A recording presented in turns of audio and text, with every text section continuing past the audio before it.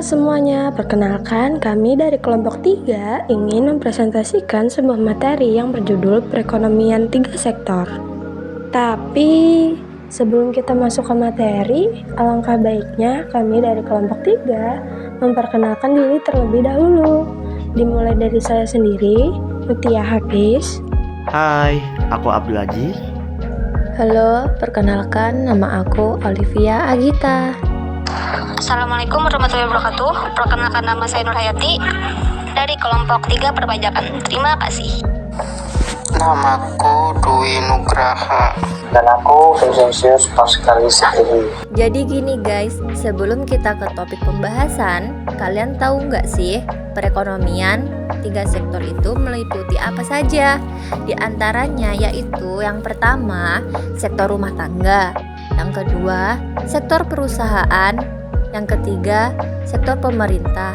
Nah, itu tadi bagian-bagian dari 3 sektor. Dan untuk selanjutnya bisa dijelaskan sama teman saya yang bernama Hayati. Jadi, untuk sektor yang pertama adalah 1.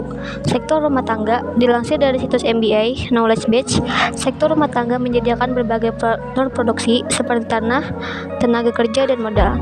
Atas faktor produksi itu, mereka mendapatkan balasan jasa berupa sewa, upah gaji, bunga, dan keuntungan bisnis. Jadi, untuk sektor yang kedua itu adalah sektor perusahaan. Sektor ini berperan dalam penerimaan sumber ekonomi dari sektor rumah tangga. Mereka turut terlibat dalam pertukaran pengeluaran konsumen. Perusahaan atau unit bisnis juga menyediakan barang dan jasa, sehingga mereka bisa memperjualbelikannya kepada masyarakat luas. Dan sektor yang terakhir yaitu ada sektor pemerintah, yang dimana ekonomi 3 sektor menambahkan peran pemerintah ke dalam pembagian sektornya. Salah satu peran pemerintah yakni sebagai pembuat dan pengadilan kebijakan. Pemerintah juga membelanjakan uang negara untuk memberi keuntungan pada sektor rumah tangga maupun perusahaan. Jadi, untuk mengkaji dan mempelajari ekonomi 3 sektor, wajib memperhatikan peranan pemerintah dan pengaruhnya dalam kegiatan ekonomi. Berbeda dengan perekonomian 2 sektor, sistem ekonomi 3 sektor memasukkan peranan dan fungsi pemerintah ke dalamnya.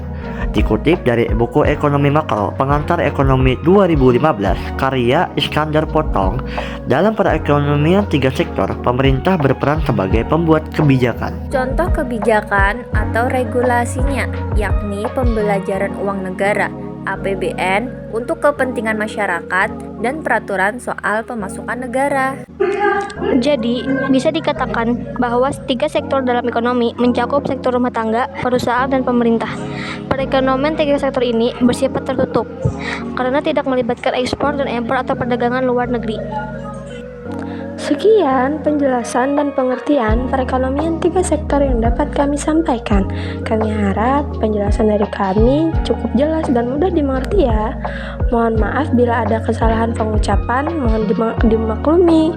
Sekian dari kelompok kami, terima kasih.